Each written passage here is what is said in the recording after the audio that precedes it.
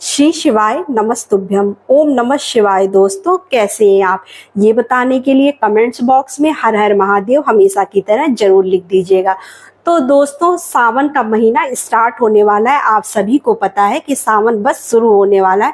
तो सावन का महीना कब से स्टार्ट हो रहा है? सावन का महीना जो है वो 11 जुलाई से शुरू हो रहा है और 9 अगस्त तक ये रहेगा। 9 अगस्त को पूर्णिमा है, इसी दिन सावन जो है वो समाप्त हो रहा है। तो सावन के महीने में हमें कौन कौन से कार्य करने चाहिए, पहले मैं आपको ये बता देती हूँ।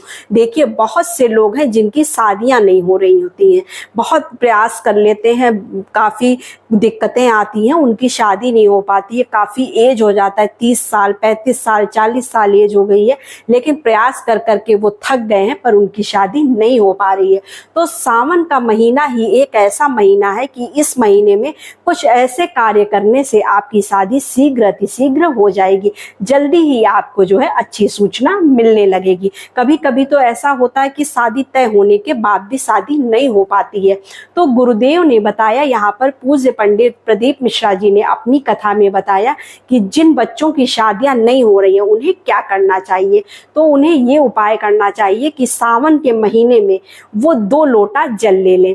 वैसे तो हम जो है हर महीने हमेशा जो है 1 लोटा जल भोलेनाथ को समर्पित करते हैं, 1 लोटे से जल समर्पित करते हैं, लेकिन यहाँ पर सावन के महीने में गुरुदेव ने बताया कि आपको 2 लोटा जल लेना है। सिर्फ आपको 2 लोटा जल लेना है। जल में पहले आप गंगा जल डालेंगे, उसके बाद उसमें सादा पानी डालेंगे, अपने घर का पानी यानी डालेंगे। कभी भी पानी में गंगा जल नहीं मिलाया जाता है, गंगा जल में पानी मिलाया जाता है। फिर हम क्या करेंगे, दोनों लोटे को एक के ऊपर एक रखकर शिवालय चले जाएंगे। जहां तक हो सके आप नंगे पांव ही बाबा के मंदिर जाइएगा। उसके बाद अगर मान लीजिए आपके घर से मंदिर बहुत दूर है, तो आप जब थोड़ी दूर पहुंच जाइए, थोड़ा ही दूर बचे तो आप चप्पल वहां पर उतार कर मंदिर में प्रवेश कर जाइए। उसके बाद आपको क्या करना है, 2 लोटा जल आपको इस तरह से ले लेना है। लोटा जो होगा वो चाहे तांबे का हो, पीतल का हो या फिर स्टील का हो, कोई भी लोटा यहाँ पर चलेगा।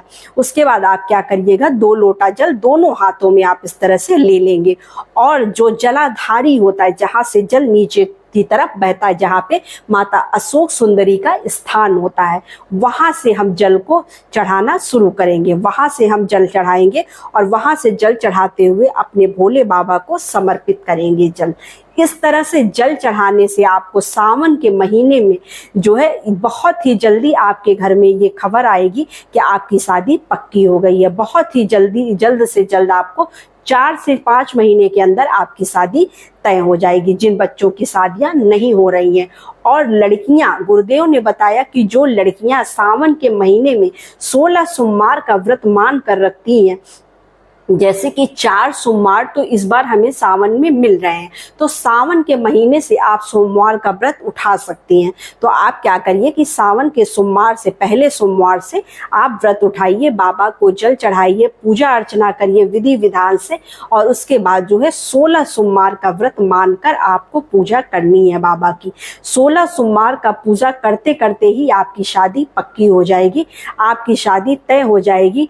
लोग अपने अच्छे सुहाग के लिए और अच्छे वर के लिए भी जो है यह व्रत करते हैं, अपने सुहाग के स्वास्थ्य के लिए और बाकी चीजों के लिए भी 16 सोमवार का व्रत रखा जाता है। और जो कुंवारी लड़कियां होती हैं वो अच्छे वर के लिए जो है वो 16 सोमवार का व्रत रखती हैं। यहाँ पर हम भोलेनाथ और माता पार्वती दोनों लोगों की पूजा बड़े ही विधि विधान से करेंगे, क्योंकि जो भोलेनाथ का शिवलिंग होता है उसमें उनका पूरा परिवार होता है। आपको उनके पूरे परिवार की पूजा करनी है और बाबा और माता की पूजा भी करनी है। तो इस तरह से अगर सावन के महीने में आप पूजा करते हैं और कुछ नियम का पालन करते हैं, देखिए अगर आप 16 सोमवार का व्रत रख रहे हैं तो आपको दिन में फल और फलाहार खाकर ही रहना चाहिए। बहुत लोग ऐसे होते हैं जो सिर्फ नमक नहीं खाते, बिना नमक के ही वो व्रत रखते हैं सुबह के टाइम, लेकिन कुछ लोग होते हैं जो नमक खाकर रहते हैं। तो आप नमक खाकर भी अगर व्रत रहते हैं तो आपको यहाँ पर जो है सुबह के टाइम फलाहार खाकर व्रत रहना है और शाम को आप जो है वो सात्विक भोजन जो है ग्रहण करेंगे बाबा की पूजा अर्चना करने के बाद। और जब भी आप बाबा के दरवाजे पे जाएंगे, दरबार में जाएंगे, तो वहां पर एक दीप जरूर देसी घी का प्रज्वलित कर देंगे।